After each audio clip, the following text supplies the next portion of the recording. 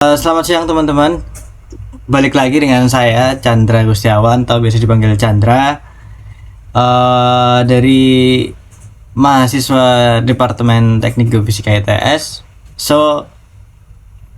Pada kesempatan kali ini tuh aku mau nyoba buat men-challenge diriku untuk mencoba untuk eksplor lagi lebih luas tentang pengetahuan atau wawasan tentang geofisika itu sendiri. Jadi pada kesempatan kali ini, pada siang kali ini, ini masih pagi, oke. Pada pagi kali ini, ketika kita berbicara tentang tentang geofisika, pasti terbesit di pikiran kita bahwasannya nantinya kita akan melakukan survei, kita akan mengolah data, kita akan menginterpretasikan data, kita akan menginversikan, kemudian kita juga akan membuat model. Nah, sebelum itu kan kita harus dulu memperoleh datanya gitu. Nah, data atau perolehan data ini itu kan dicari dengan cara survei. Nah, survei itu kan istilahnya banyak gitu loh. Cara-cara yang kita lakukan untuk melakukan survei gitu. Nah, salah satunya semisal kita ambil contoh penelitian gitu. Nah, kita pasti kenal dengan atau nggak awam lah tentang metode-metode penelitian gitu, metode-metode pengolahan data atau pencarian data gitu. Bisa dari wawancara, kemudian bisa dari kuesioner, bisa dari apa aja lah. Intinya kita memperoleh data tersebut gitu. Nah, itu adalah metode. Nah, tapi sebenarnya kalau misalnya secara definisi apa sih metode itu?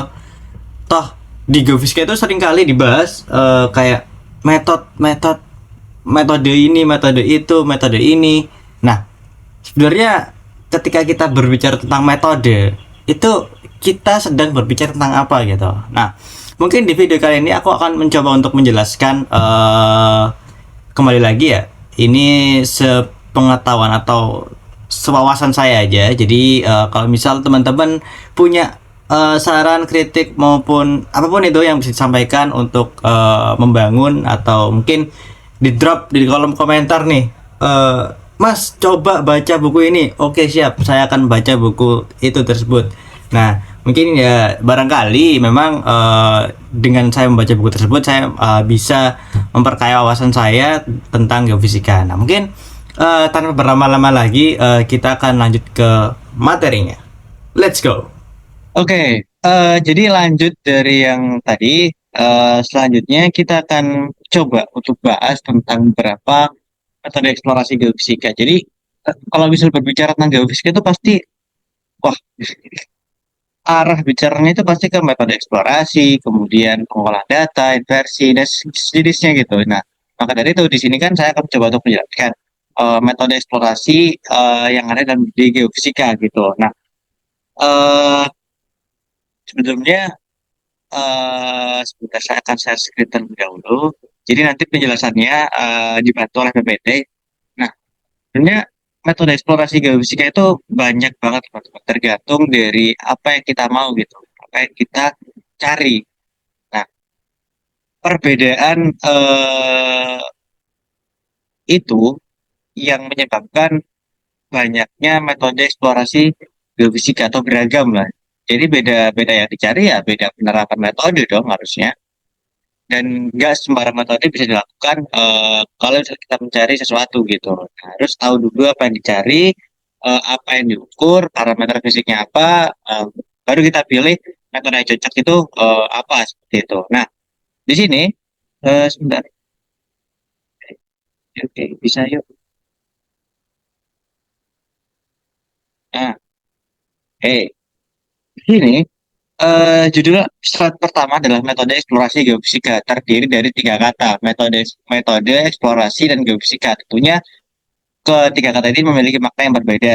Dari yang awal dulu, misal dari video yang kemarin saya sudah menjelaskan tentang geofisika. Nah, sebenarnya apa sih itu geofisika? Kita balik ulang sebentar.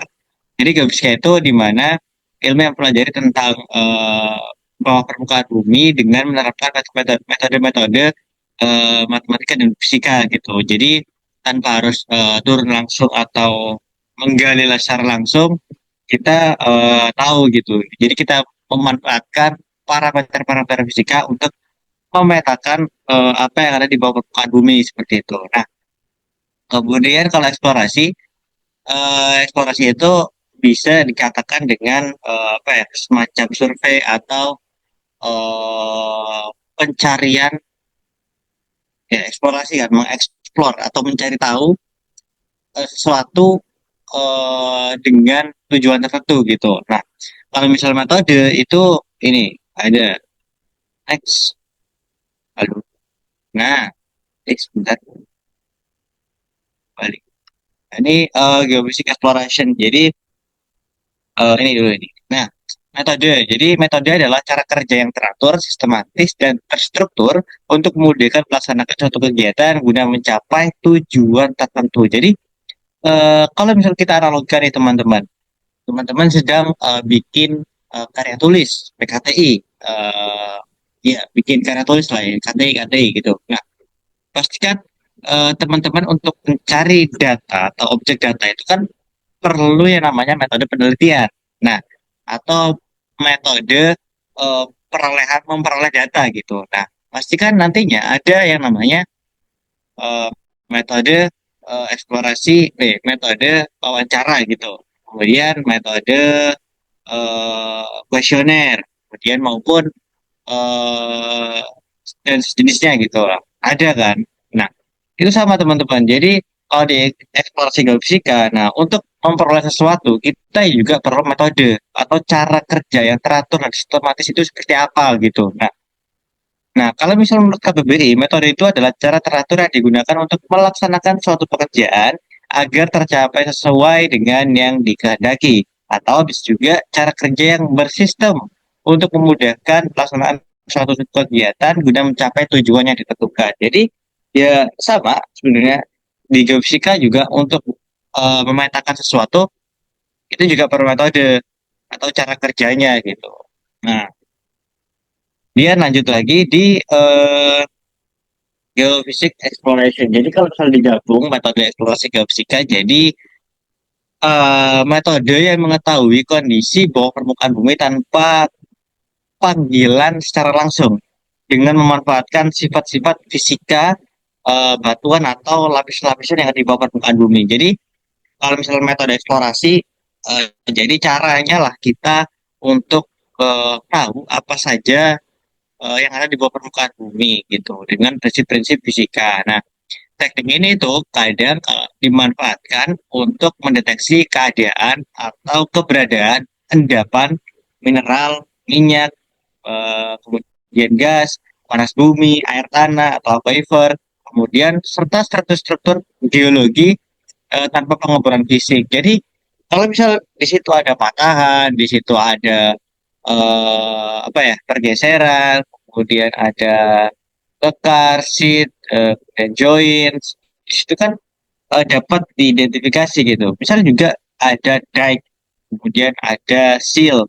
Itu juga dapat diidentifikasi teman-teman dengan metode eksplorasi geofisika. Tergantung nanti metodenya. Misal kalau misal dike kan terjadi ketimpangan apa ya istilahnya? Ketimpangan densitas kan. Eh, densitasnya kan lebih tinggi yang dike gitu. Atau dike itu kan cenderung batuan beku kan. Nah, batuan beku itu kan cenderung ferromagnetis. Jadi lebih apa ya, lebih terpengaruh lah terhadap medan magnet. Nah, apa metode yang menggunakan medan magnet? Misalnya kita coba gravitasi, oh kurang cocok, tapi bisa, tapi tar sulit. Oke, kita ganti, misal pakai magnetik. Oke, cocok, pakai magnetik karena berhubungan ini. Pakailah magnetik. Nah, nantinya hasilnya juga akan dapat merepresentasikan keadaan di bawah permukaan bumi dengan baik seperti itu. Nah, oke, next, next. Nah, ini sebetulnya ini ya saya merangkum metode eksplorasi geofisika itu kan sangat banyak, tetapi itu tuh penurunan dari apa ya kayak kakeknya gitu.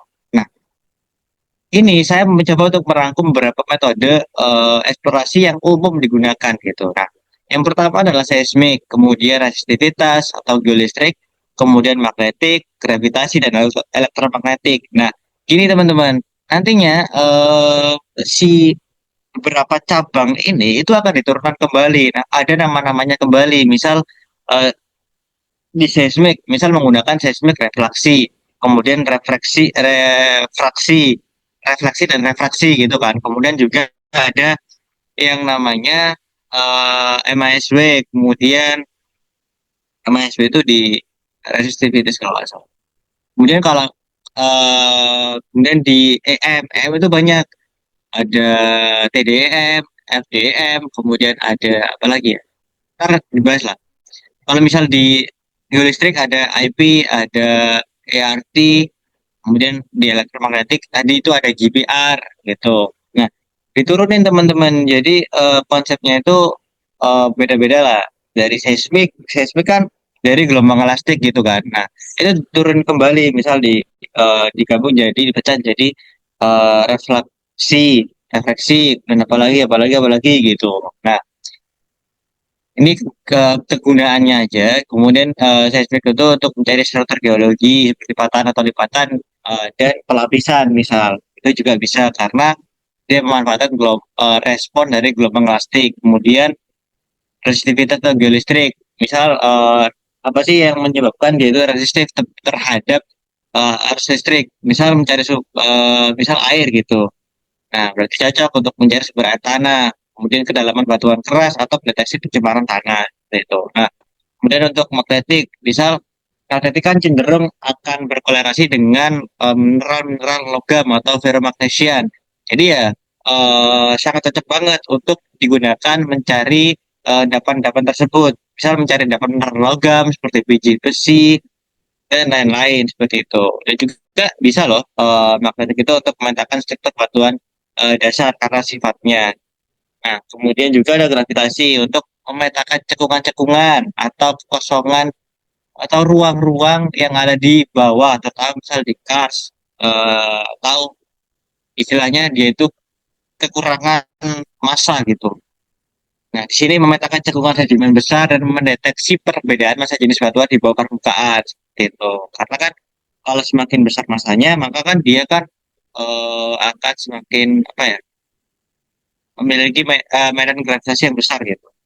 Kemudian elektromagnetik atau WM, cari mineral konduktif dan memetakan zona panas bumi atau yang disebut sebagai dengan geothermal seperti itu. Nah, ini sini teman-teman, ini adalah 5 apa ya metode dasar dari apa ya eksplorasi geofisika sebenarnya. Kalau misal menurut saya gitu. Kalau misal teman-teman ada lagi nih, ada kok kak yang semisal pakai itu, boleh boleh banget dicantumin atau dijelaskan di kolom komentar teman-teman. Monggo.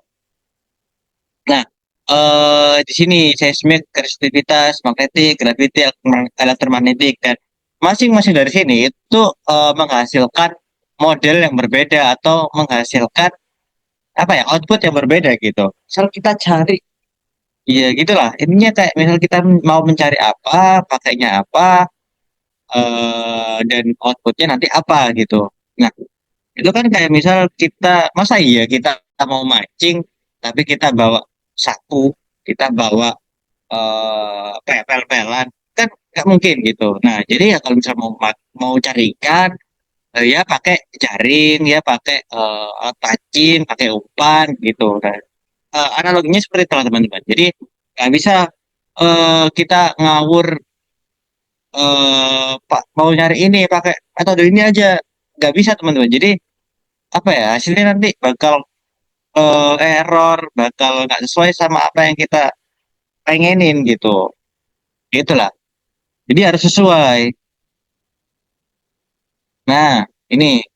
Nah, yang tak kalah penting parameter fisika. Kita kan sebagai orang yang geofisikis, jadi kan parameter fisika itu yang ada di bawah permukaan itu cukup penting, teman-teman. Nah, ada apa aja sih parameter fisika yang nantinya akan digunakan untuk disesuaikan dengan metode-metode eksplorasi geofisika? Nah, pertama, yaitu ada resistivitas atau Rho. Iya, Rho. Kemudian gunanya resistivitas ini untuk mengukur hambatan batuan terhadap aliran listrik. Nah, biasanya parameter ini itu digunakan di metode geolistrik. Nah, sehingga itu dapat menunjukkan jenis material seperti batuan kering atau jenuh dengan air. Karena kan semakin beda bahan atau hmm, semakin beda zatnya gitu. Itu juga akan memberikan respon yang berbeda. Kemudian konduktivitas, mengukur kemampuan batuan menghantarkan listrik sehingga berkaitan dengan kandungan fluid atau mineral konduktif. Jadi kan semakin dia semakin dia kaya akan eh, istilahnya fluida di dalam batuan tersebut, maka kan dia akan semakin konduktif gitu untuk mengalirkan arus listrik. Beda dengan batuan-batuan beku atau batuan-batuan yang masif gitu. Nah, batuan-batuan yang masif itu cenderung resistif itu. Nah, kemudian ada charge ability atau mengukur kemampuan batuan menyimpan muatan listrik sementara yang umumnya itu berhubungan dengan keberadaan mineral-mineral logam seperti itu. Kemudian juga ada permitivitas, mengukur kemampuan material menyimpan energi dalam listrik sehingga mempengaruhi kecepatan rabat gelombang elektromagnetik. Kemudian misal ada juga ada teman-teman permeabilitas, yaitu permea itu kan berbicara tentang apa ya?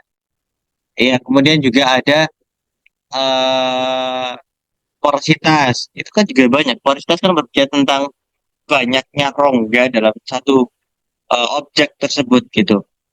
Kemudian di sini ada tegangan, kemudian medan listrik, kemudian ada medan magnet seperti itu.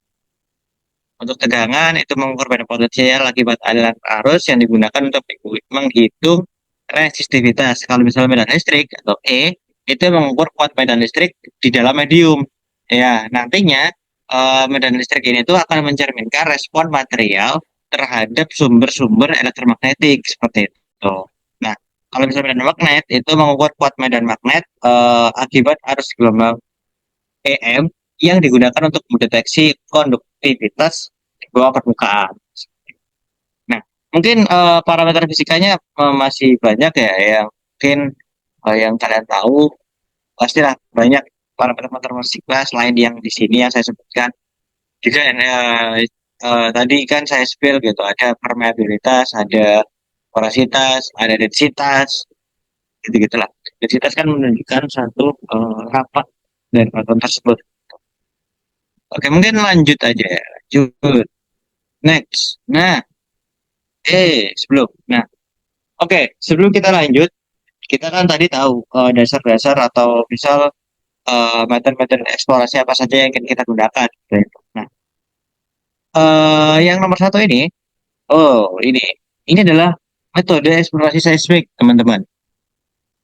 Dia pakai gelombang, intinya gitu, seismik, seismo. Larinya kan pasti ke gelombang, gitu. Jadi bukan gelombang pita suara, bukan gelombang suara, bukan, tapi gelombang elastik, teman-teman. Kalau misal teman-teman gini, saya punya dua tali deh, terus teman-teman kalian giniin, nah, diikat ya talinya di ujung yang sana, digini-giniin. Nah, itu gelombang elastik. Nah, konsep gelombang elastik ini itu merambat di dalam bumi. Jadi kalau misal kita apa ya sumbernya sumbernya itu bisa ada dua sebenarnya.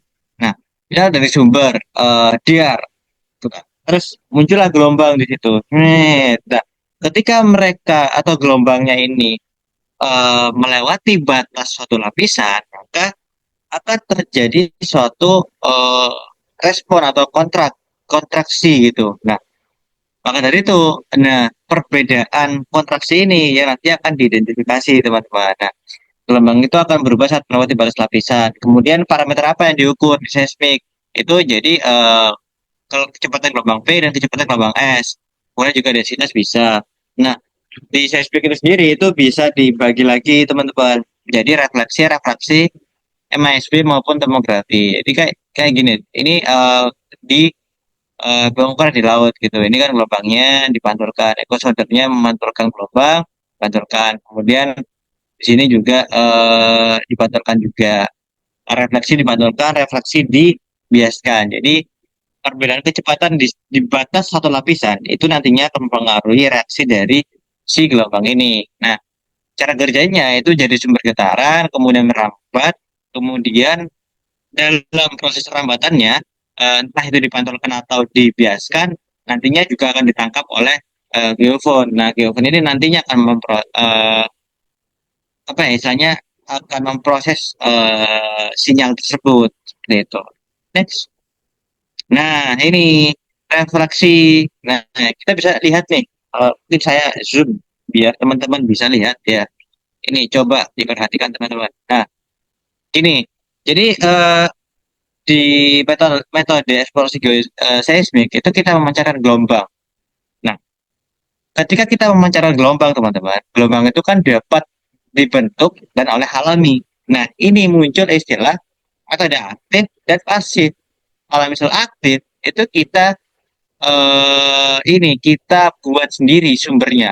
Misal dari apa ya, beban yang dijatuhkan gitu, backdrop BD. Kita jadi beban digantung, kemudian dilepaskan gitu kan. Boom. Itu kan nantinya ketika dia itu bersentuhan ke tanah, itu kan akan memancarkan gelombang. Nah, itu nanti yang akan diukur. Kemudian juga bisa menggunakan dynamit. Jadi bom. Kita bisa menggunakan bom untuk memasukkan gelombang gitu. Nah, kemudian belum belum. Kemudian kalau misalnya yang pasif itu kita tanpa harus ini teman-teman, tanpa kita harus membuat sumber-sumber itu, sebenarnya itu tuh sudah ada secara alami gitu. Misal di mikro tremor gitu kan, kita mengukur apa ya, misal getaran, mikro tremor kan getaran gitu, mikro kecil tremor, reaksi yang ditimbulkan gitu. Jadi kalau misal kita jalan gitu, ntar ya itu yang diukur kayak misal diem gini, kedengeran suara kendaraan dikeputih situ. Ya udah itu yang diukur gitu. Dan juga di sini kembali lagi ke konsep, ini kan gelombangnya gitu. Nah, perbedaan lapisan ini tuh teman-teman mempunyai kecepatan yang berbeda gitu. Nah, misalnya di sini lebih tinggi, lebih rendah gitu. Maka di biasanya akan berbeda pula seperti itu. Nah, di sini lapisan di mana gelombang seismik itu bergerak lebih lambat. Lapisan dengan kecepatan rendah, ini rendah, ini tinggi. Maka kalau misalnya dia itu lewat, itu nanti akan dibiaskan seperti itu, belok gitu lah. Seperti itu. Nah, ini juga akan eh ntar deh, saya ini dulu deh. Nah, ini yang refraksi, teman-teman. Nah, ini yang, duh, oh ini yang refraksi, ini yang refleksi. Oke, ini yang refleksi, jadi pantulkan gitu. Refleksi, kan pemantulan gitu. Nah, ini dipantulkan gitu. Ini batas pemantulnya adalah yang perbedaan lapisan tersebut. Kemudian ini receivernya. Jadi gitu lah, mekanismenya cuma dipantulkan gitu. Nah, kemudian, misal tujuan refleksi itu mencari minyak atau gas bumi di lapisan sangat dalam. Kemudian konsepnya itu tadi sistem cermin, gelombang ditembakkan memantul di batas lapisan lalu terima sensor gitu, itu refleksi. Nah, kemudian yang di sebelah ini yang tadi itu yang mau bicara tentang kecepatan rendah dan kecepatan tinggi itu adalah refraksi teman-teman. Jadi ini jalur gelombangnya ketika terdapat satu perbedaan kecepatan di suatu batas lapisan, maka akan gelombang tersebut akan dibelokkan gitu. Nah, tujuannya apa? Untuk mencari kedalaman batuan-batuan seperti bedrock atau sejenisnya gitu. Nah, untuk konsepnya ya sistem pembiasan gitu. Adalah di seismik itu diajarkan hukum Stelius, terus hukum lainnya ada lah pokoknya gitu. Kemudian gelombang merambat di sepanjang batas lapisan keras, baru kemudian naik ke atas seperti itu. Nah, ini yang paling penting adalah kita gelombang. Kalau misalnya bicara tentang gelombang, gelombang itu ada dua, body wave dan surface wave. Nah, kalau misal body waves itu teman-teman, jadi kalau misal body waves itu gelombang badan yang dimana itu nantinya dibagi menjadi dua, yaitu gelombang S dan gelombang P. Karakter dari dua gelombang S dan P ini juga berbeda. Gelombang S itu tidak bisa apa ya, melewati benda cair. Kalau misalnya gelombang P itu bisa, cuman nantinya akan dibiaskan sehingga nanti ketika pembiasan itu terjadi, tercipta ruang kosong yang tidak dilintasi oleh gelombang dan dinamakan sebagai shadow wave zone gitu. Nah, ini refleksi dan refraksi. Paham? Oke, fokus. Kemudian, nah ini ada MISW atau Multi Channel Analysis of Surface Waves. Jadi, ini tuh tadi kan kalau misal seismik refleksi dan refraksi itu kan menggunakan body waves gitu. Nah, kalau yang di sini di MISW itu menggunakan surface wave apa? Gelombang relik seperti itu. Nah, kalau di surface wave itu kan ada dua, Rayleigh dan Low. Arah rambatan gelombangnya kan juga berbeda. Dan di sini itu menggunakan gelombang Rayleigh. Parameter fisiknya apa? Kecepatan gelombang geser atau VS. Tadi itu kalau seismik itu adalah ya VS ya sih. Kecepatan gelombang geser. Kemudian outputnya itu grafik profil versus terhadap kedalaman. Menentukan apakah tanahnya itu kategori tanah lunak, sedang atau keras itu bisa diidentifikasi teman-teman. Kemudian juga ininya adalah gelombang permukaan apa ya, bahan atau ya istilahnya bahan yang kita gunakan untuk gelombang permukaan. Bahas properti lah. Menganalisis kecepatan getaran yang merambat di permukaan tanah untuk tahu tingkat kekuatan tanah. Jadi sebenarnya gini teman-teman, ini tuh menurut saya sangat membantu dalam mengidentifikasi apakah tanah tersebut itu mudah longsor atau tidak. Nah, karena begini, ketika tanah tersebut mudah longsor dan ketika itu kita nggak tahu nih tanah tersebut itu ternyata mudah longsor, tapi kita nggak tahu apa bahwa tanah tersebut itu nggak longsor karena kita nggak mencoba untuk melakukan eksplorasi geofisika menggunakan ini ya MSW gitu. Nah, kita akhirnya bangun rumah tuh di situ. Awalnya kuat. Nah, tetapi ketika terjadi suatu getaran, entah itu karena misal dari pabrik, misal dari apa ya, misal dari gempa, ternyata getaran tersebut ketika mencapai suatu batas, suatu berapa ya, suatu batas lah ini, suatu tingkat tertentu, di mana di suatu tingkat tertentu tersebut itu menyebabkan longsor teman-teman. Jadi tidak terkompaksi tanah tersebut, tidak apa ya, terkonsolidasi lah nantinya. Nah, akhirnya tanah tersebut itu akan longsor gitu. Maka kan juga akan rugi kan gitu.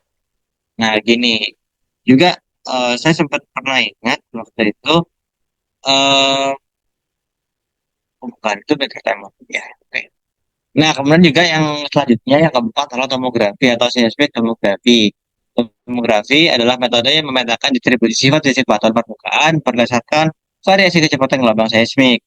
Untuk parameternya ya, itu adalah slowness atau kebalikan dari kecepatan atau distribusi kecepatan di setiap detiknya. Dan output citra berwarna 2D 3D yang menunjukkan area mana yang cepat keras di mana yang lambat gitu. Sistemnya kayak CT scan. Jadi kita menembakkan gelombang dari berbagai sudut untuk menghasilkan gambar penampang yang utuh. Oke, next. Oke, sebentar. Oke, jadi untuk yang selanjutnya, metode eksplorasi selanjutnya itu adalah gravitasi. Kita tahu bahasanya eh ketika apa ya benda tersebut itu memiliki massa, maka dia otomatis akan memiliki gaya gravitasi atau medan gravitasi. Sebenarnya gini, gaya gravitasi itu adalah konsekuensi dari eh, hadirnya massa seperti itu. Ada massa, ya harus ada medan gravitasi gitu. Nah, yang sering kali dipakai konsepnya itu milik Newton. Jadi apa ya? Yang ini rumus ini, yang G M1 M2 per R kuadrat. Jadi beliau itu menyatakan bahasanya besar gaya gravitasi itu akan sebanding dengan besar massa, tetapi akan berbanding terbalik dengan jarak keduanya seperti itu. Ini sama kalau misalnya kita bumi, bumi itu berapa sih masanya kan berjuta-juta ton gitu. Berat lah istilahnya. Nah, sama bumi kan berat, manusia kan tidak lebih berat daripada bumi kan, dia lebih ringan gitu. Nah, maka dari itu kita yang tertarik ke bumi, ke pusat bumi seperti itu, karena ya pusat bumi lebih berat dan densitasnya lebih tinggi seperti itu. Nah, konsep variasi percepatan gravitasi yang diukur itu adalah percepatannya, percepatan gravitasi itu apa? Yang disebabkan oleh perbedaan densitas batuan di bawah permukaan. Semakin rapat batuan, semakin besar kayak gravitasinya. Kemudian yang diukur atau parameternya itu apa? Yang diukur itu variasi massa jenis atau densitas seperti itu.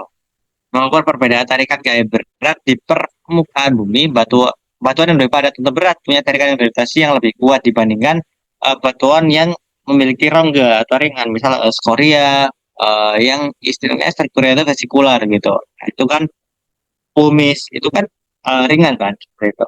Nah, inilah jadi dia itu mengukur densitas seperti itu. Nah, tapi eh ini tuh nggak mudah teman-teman.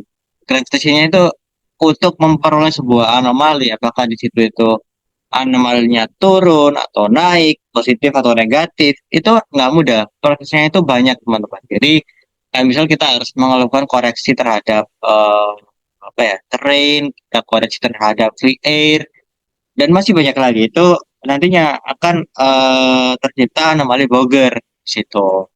Nah, ini perbedaan ini disebut sebagai anomali gravitasi sehingga diperoleh peta anomali Boger. Gitu. Eh, bentar.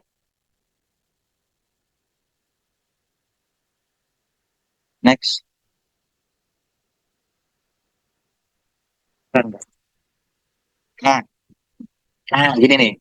Kan pada apa ya, metode eksplorasi graviti ini itu menggunakan alat yang namanya gravimeter. Nah, gravimeter itu ada tipenya itu banyak, teman-teman. Nah, di gravimeter itu terdapat gas di dalamnya.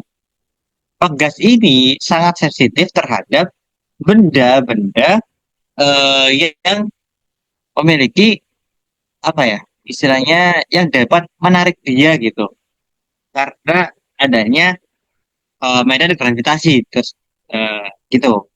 Nah, nantinya ini secara singkatnya nanti akan diperoleh seperti ini. Ini adalah mass deficit. Ini semacam kekurangan massa gitu. Kemudian ini ya eksis, mass eksis itu kelebihan massa seperti itu. Ke arahnya kan seperti ini. Tapi ya enggak serta-merta, oh di sini ada besi, maka arahnya gini. Enggak, teman-teman. Jadi kan ada banyak faktornya di situ. Nah, misal di sini anomali positif itu konsentrasi logamnya tinggi. Kalau misalnya negatif itu wilayahnya itu sering atau sedang ditekan atau bawa kekurangan massa lokal karena satu alasan kita karena habis sinkhole atau gimana itu kan atau memang daerahnya kars itu kan kita nggak tahu gitu. Nah, jadi simpelnya gini, konsep kerjanya adalah kita perlu data mentah, kita koreksi terlebih dahulu gitu. Height, pasang surut, koreksi pasang surut, kemudian drift, kemudian latitude atau koordinat, kemudian free air, boger maupun terrain. Nah, kemudian setelah dikoreksi, kemudian diinterpretasikan, maka muncullah anomali gravitasi seperti itu. Nah, seperti ini. Ini adalah contoh apa ya?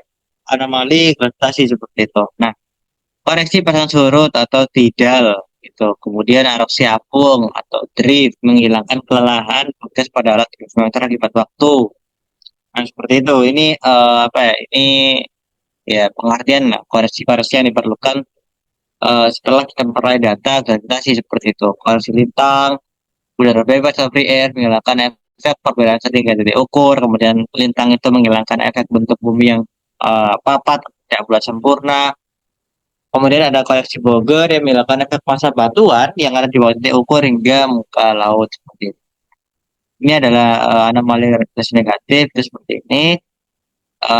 positif itu seperti itu anomalinya, dia ini kalau imbang ya dia akan lurus, Pak. Yang normal dia lurus itu, dia lurus gini kan, karena ya normal kan, misal gitu tinggi bukan berarti relaksasinya juga akan positif, enggak. Itu dilihat kembali lagi di bawah permukaannya seperti apa gitu. Ini kan imbang tuh jadinya. Kalau ini kan baru, dia positif seperti itu karena dia kelebihan massa di situ. Saya juga cekungan-cekungan gitu juga berpengaruh teman-teman. Jadi mau cari apa gitu, yang bolong-bolong bisa pakai metode ini. Oke, yang selanjutnya yang ketiga adalah magnetik atau metode eksplorasi geofisika, metode magnetik seperti itu. Nah, konsep magnetik itu bervariasi tergantung dari medan magnet bumi akibat suatu batuan. Ini tuh nantinya akan berkolaborasi teman-teman tentang pembentukan kerak sebetulnya. Ya, pembentukan kerak. Kemudian batuan bermagnet itu akan menghasilkan anomali. Betul, anomali banget. Kemudian parameter fisik yang digunakan adalah susceptibilitas magnetik. Jadi seberapa apa ya, kuat batuan tersebut menghantarkan medan magnet atau tertarik lah istilahnya. Kemudian atau ini ya, susceptibilitas magnetik sih. Kemudian outputnya adalah peta anomali magnetik. Alatnya menggunakan magnetometer seperti itu. Nah, seperti ini. Anomali magnetik adalah selisih atau perbedaan antara nilai medan yang kita ukur di lapangan dengan nilai medan magnet teoritis atau normalnya bumi seperti itu. Nah, ketika memang terjadi gap di situ, maka ya terjadi anomali magnetik. Nah, ini juga akan berhubungan sebenarnya studi tentang paleomagnetisme itu sudah lama. Itu di wilayah rifting atau di Mid Oceanic Ridge. Di situ itu menjadi bukti banyaknya anomali-anomali magnetik seperti itu. Nah, karena kalau misal kita lihat di situ itu semakin dekat dengan apa ya, uh, Mid Oceanic Ridge-nya itu dia akan cenderung membentuk suatu semacam barcode gitu loh.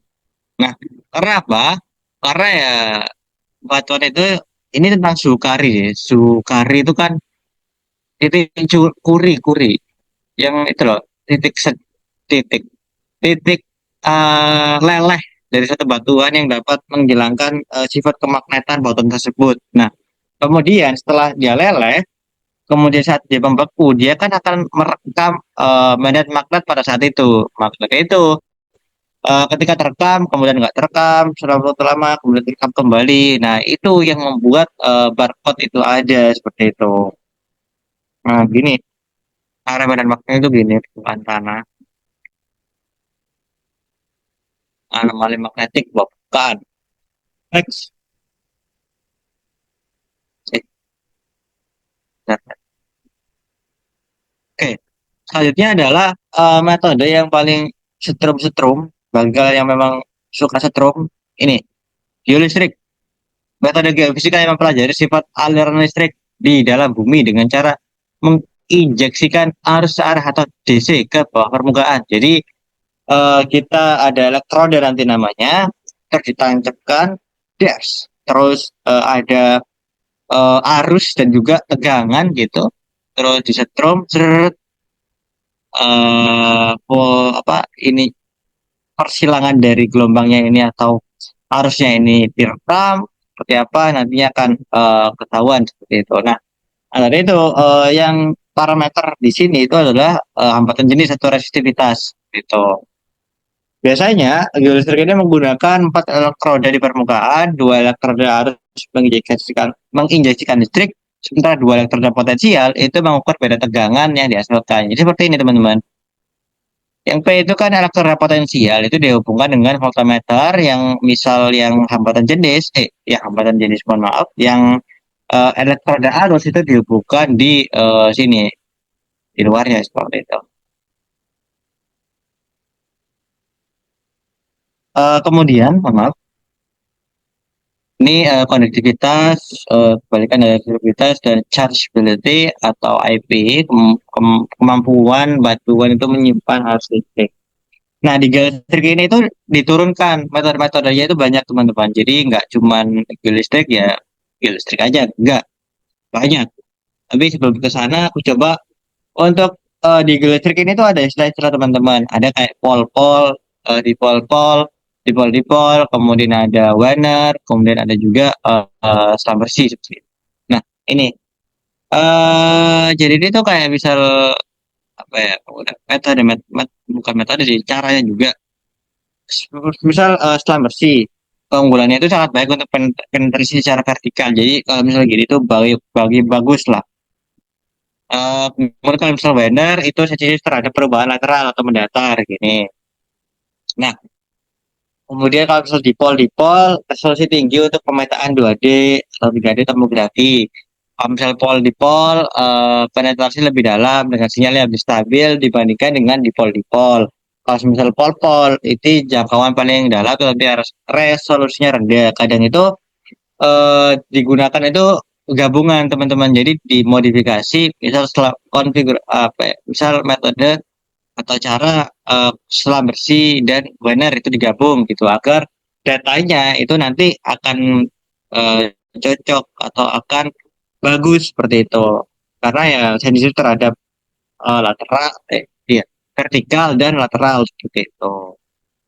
Nah, misal selam bersih dengan dipol itu juga boleh, wener dipol juga boleh gitu. Tergantung sih, tergantung kitanya nantinya eh, mau detail apa atau sebagus apa gitu. Next. Nah, ini turun yang pertama adalah metode IP atau inducted polarization. Jadi parameter fisiknya itu charge ability, kemampuan polarisasi dan resistivitas. Nah, yang diukur apa? Yang diukur adalah peluruhan tegangan atau voltage decay setelah arus listrik dimatikan. Jadi ketika itu di charge itu kan di charge kemudian discharge dicabut ya. Sebenarnya setelah dicabut itu masih ada sisa-sisa arus yang ada di bawah teman-teman. Nah, kemudian nah itu yang digunakan di metode IP ini gitu. Outputnya adalah penampang 2D, 3D. Biasanya itu menunjukkan zona-zona yang ada mineral-mineralnya seperti itu.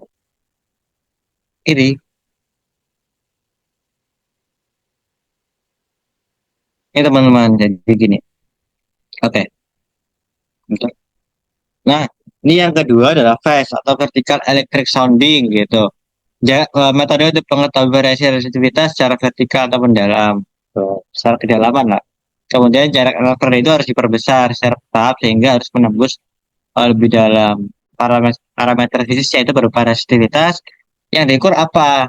Harus dan tegangan dong. Itu kan dia menggunakan listrik seperti itu. Kemudian juga output yang dihasilkan dari fase ini adalah model lapis 1D dan kurva sounding. Itu semacam rho versus kedalamannya.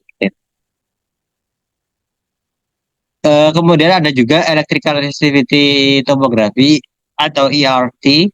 Metode ini tuh sebenarnya gabungan sih. Kalau misalnya saya nangkepnya itu gabungan dari resistivity dan tomografi tadi. Nah, untuk memetakan distribusi resistitivitas secara 2D atau 3D, banyak elektroda itu digunakan sekaligus dan dikombinasikan secara otomatis untuk mendapatkan data yang rapat. Parameter fisiknya juga sama, masih resistivitas karena ini berhubungan dengan listrik, jadi ya mau nggak mau resistivitas seperti itu. Kemudian output itu penampang resistivitas, kemudian ada juga model distribusi bawah permukaan. Lanjut lagi ke elektromagnetik. Nah, elektromagnetik eh ini yang terakhir sih. Oke. Nah, jadi menggunakan gelombang-gelombang elektromagnetik. Jadi metode geofisika ini itu memanfaatkan gelombang EM untuk mengetahui sifat konduktivitas listrik batuan di bawah permukaan tanpa harus menyentuh tanah secara langsung gitu. Atau near kontak lah istilahnya. Kemudian apa aja yang diukur atau parameter fisiknya itu apa aja? Jadi parameter fisiknya itu ada beberapa seperti konduktivitas, resistivitas, dan juga permitivitas seperti itu. Jadi kalau misalnya konduktivitas ini kan akan berbicara tentang kemampuan dia dalam menghantarkan listrik. Kalau misalnya permitivitas adalah kemampuan dia dalam menyimpan energi listrik seperti itu. Nah, Komponennya apa aja? Misal di sini tuh ada transmitter atau pemancar, alat yang apa ya, mengirimkan sinyal lah istilahnya. Kemudian ada respon bawah tanah, kemudian alat ini tuh mengirimkan sinyal magnet ke bawah tanah. Eh, Kemudian jika di bawah tersebut itu ada logam, kemudian berapa hal seperti air asin, lempung, basah, benda itu akan menjawab dengan menciptakan medan magnet yang baru atau disebut sebagai arus sekunder di situ. Nah, kemudian yang kedua adalah receiver atau penerima, ya penerima. Alat ini tuh menangkap jawaban tadi. Jika jawabannya kuat, berarti ada sesuatu yang sangat konduktif di bawah sana. Jadi kuat atau lemahnya itu pada dasarnya nantinya didasarkan pada kuat enggaknya gitu. Nah, di sini ada turunannya lagi, teman-teman. Ada metode MT atau magnetoelurik gitu. Kemudian parameter fisiknya yang diukur adalah sensitivitas dan jenis batuan yang diukur variasi medan magnet dan medan listrik alami bumi secara simultan. Outputnya adalah pola model penampakan resistivitas dalam seperti itu. Nah, MT ini itu masuk ke dalam pasif. Saya itu agak apa ya, takut tertukar antara MT itu mikrotremor atau magnetotelurik seperti itu. Nah, eh, kalau misalnya MT yang ini itu cenderung pasif dia. Itu mungkin menjadi eh, kelebihan kalau misalnya tidak berat lingkungan. Kemudian juga kekurangannya apa? Kekurangannya adalah sangat sensitif terhadap gangguan atau noise listrik buatan manusia seperti kabel PLN atau ya pagar-pagar listrik, gardu listrik itu noise-nya parah seperti itu.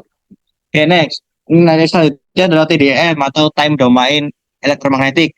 Ini itu kayak didasarkannya pada waktu. Nanti ada frekuensi juga atau FDM itu didasarkan pada frekuensi seperti itu. Nah, metode EM yang mengamati respon terhadap waktu setelah sumber dimatikan. Medan EM dinyalakan, dimatikan, arus industri di bawah tanah meluruh dan diukur terhadap waktu. Nah, parameter fisiknya apa? Itu adalah konduktivitas. Dan yang diukur adalah respon medan magnet terhadap waktu. Outputnya apa? Misal outputnya adalah dalam bentuk kurva decay dan profil konduktivitas atau kedalaman seperti itu. Ini adalah contoh alatnya. Gitu. Nah, ini adalah FDM. Jadi FDM adalah frekuensi domain elektromagnetik. Jadi berbasis frekuensi tertentu. Dan M itu continue dengan frekuensi tertentu. Respon diukur dengan di sini itu respon diukur sebagai perubahan amplitudo dan fase seperti itu. Parameter fisiknya adalah konduktivitas dan resistivitas yang diukur adalah amplitudo dan fase sinyal. Outputnya adalah peta, profil dangkal maupun peta konduktivitas seperti itu. Nah, ini adalah GPR di MTG itu ada kalau nggak salah. Iya, ada GPR saya pernah lihat warna merah semacam kayak mobil dorong gitu. Nah, sebenarnya selama dia didorong itu dia itu akan memancarkan gelombang teman-teman atau ya gelombang elektromagnetik tadi itu. Nah, metode M frekuensi tinggi untuk eksplorasi dangkal atau gelombang radar dipantulkan oleh perbedaan sifat material-material tertentu. Jadi ketika sifatnya itu berbeda dengan yang lain secara drastis, maka ya dia akan dipantulkan seperti itu. Maka di sini parameter fisiknya adalah permitivitas yang diukur adalah waktu tempuh gelombang, outputnya adalah radagram seperti itu. Nah, mungkin cukup sampai itu saja penjelasan yang dapat saya share ke teman-teman semua. Kurang lebihnya mungkin dapat teman-teman tambahkan atau referensi karena di sini referensi saya itu cuman banyak sih, cuman kemarin tuh baca yang ini yang apa buku geologi fisik tuh karya Carlsen Hammer. Nah, mungkin itu saja ya teman-teman tentang metode metode eksplorasi geofisika. Jadi yang terutama yang paling penting adalah kita menyesuaikan terlebih dahulu tentang apa yang kita mau, apa yang kita pengen sebenarnya itu di apa. Kalau misalnya memang pengennya kita cari emas ya pakai metode ini gitu. Mungkin kalau misalnya saya salah metode ya nggak sesuai dong nantinya. apa yang kita ini kan, yang kita inginkan seperti itu. Mungkin coba kita kembali sebentar. Itu teman-teman. Jadi ya semua itu tergantung kitanya sih. Nah, mungkin itu saja yang dapat saya sampaikan. Kurang lebihnya saya mohon maaf. Akhiran wassalamualaikum warahmatullahi wabarakatuh. Sampai jumpa di video-video saya berikutnya ya teman-teman. Oke, dadah.